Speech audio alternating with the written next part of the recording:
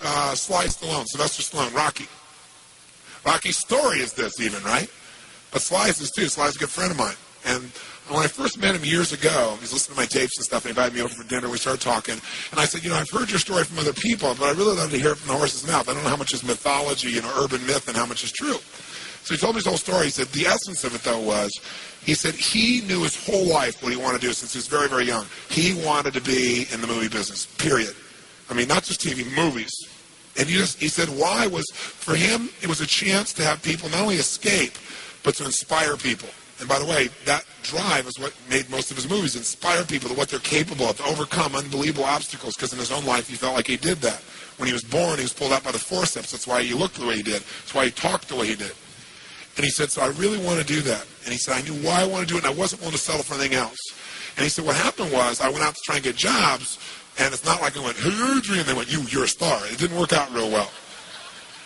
They looked at me and said, hey, you're stupid looking. Do something else. You're talking like this.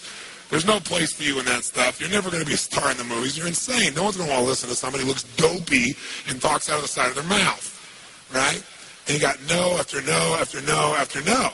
He said, I was thrown out more than 1,500 times at agents' offices in New York. I said, there aren't 1,500 agents in New York. He said, I know. I've been to them 5, 6, 7, 8, 9 times. He said, I remember one guy went in there, and I got in there at 4 o'clock, and he wouldn't see me, so I stayed there, and I would not leave, and I stayed overnight. They came back the next morning, I was still sitting there. He said, that's how I got my first job. The guy said, fine, come in here. And he sat down, and he went through this, and he gave me my first movie. I said, oh, really? I thought Rocky was the first movie. He said, no, this other movie, I'd never heard of it. I said, well, what character did you play? He said, well, I was in it for about 20 seconds. I was a thug that somebody beat up. He said, because they made me feel like, people hate your guts. You getting beat up, it'll be a good thing. And he did like 3 movies like that. Never got anything. Kept going out. Rejection, rejection, rejection. So finally he realized it wasn't working. So he changed his approach. He said, I was starving, by the way. He said, I couldn't pay for even to have heat in my apartment. My wife was screaming at me every day to go get a job. I said, well, why didn't you? He said, because I knew that if I got a job, he said, I'd get seduced back and I'd lose my hunger. He said, I knew that the only way I could do this is if it was the only choice, if I burned all other bridges. Because if I did a normal job, pretty soon I'd be caught up in that rhythm and that stuff, and I'd feel okay about my life, and I feel like my dream would just gradually disappear. He said, I wanted to keep that hunger. That hunger was the only thing I thought was my advantage. He said, my wife didn't understand that at all. He said, we'd have these vicious fights, and he said, it was freezing. So I was broke, we had no money. He said, the one thing I loved most in the world was my dog. He said, I love my dog because he gave me unconditional love, unlike my wife. And he said, so what happened was, though, we were so broke that to survive, I couldn't even feed my dog. So I went to a liquor store. He said, it was the lowest day of my life. And I stood outside the liquor store trying to sell my dog to strangers. He said, I tried to sell my dog for $50. And he said, finally this one guy negotiated with me and bought my dog for me, my best friend on earth, for $25. He said, I walked away from there and I cried. He said, it was the worst thing that ever happened in my life. He said, 2 weeks later, I'm watching a fight between Muhammad Ali and Wepner, this white guy that's getting bludgeoned but just keeps on coming. And he said, I got an idea. He said, as soon as the fight ended, I started writing. He said, I wrote for 20 straight hours. I did not sleep. I wrote the entire movie in 20 hours straight. Right then. Saw the fight, wrote the movie. Whole thing, done. He said, I was shaking at the end. I was so excited. He said, I really knew, man. I knew what I wanted. I knew why I wanted it. He said, just like you teach that formula. He said, but I said, man, I took the action. Now it's time to deliver. And so he said, I went out and started trying to sell it to agents. And they all would read it, and they'd say, this is predictable. This is stupid. This is sappy. He said, I wrote down all the things they said, and I read them the night of the Oscars when we won. Right? He said, it was really good, right? The greatest revenge is massive success. And he said, so what happened was, he said, I kept going, trying to sell it, nobody going, I'm broke, I'm starving. He said, finally, I meet these guys, they read it, and they believe in the script, and they love it.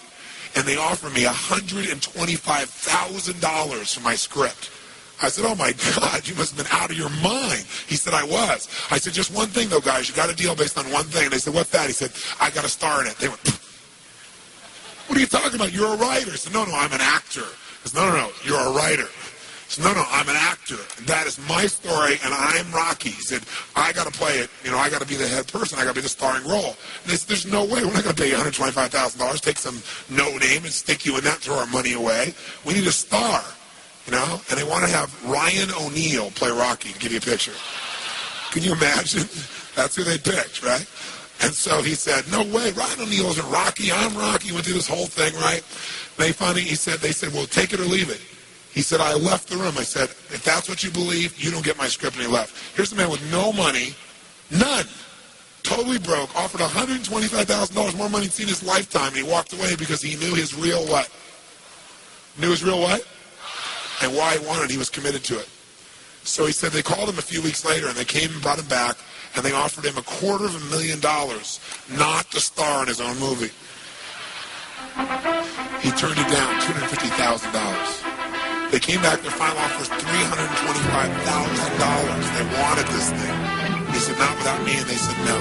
They finally compromised, and they gave him $35,000 and points in the movie, because they said, if this is going to happen, then you're going to take the risk with us.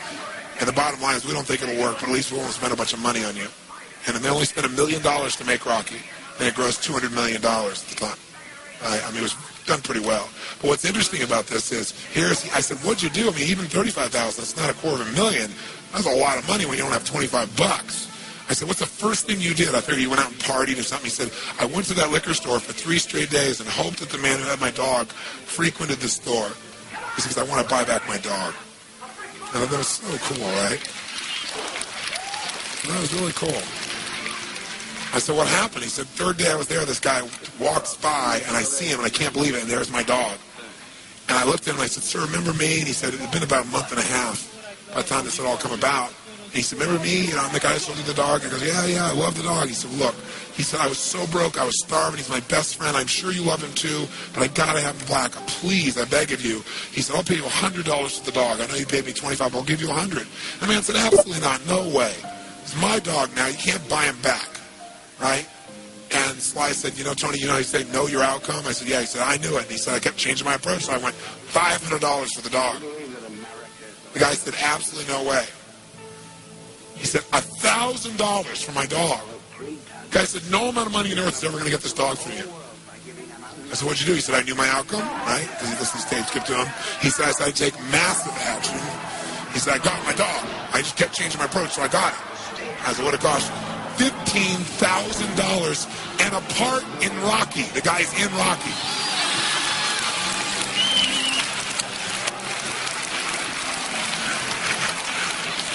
You know that dog in Rocky, Butt Kiss? That's Sly's real dog, right? That's the dog. He bought it back. So he put his dog in the movie, and he put the guy in the movie and paid $15,000 when he had $35,000. Isn't that pretty cool? Pretty awesome.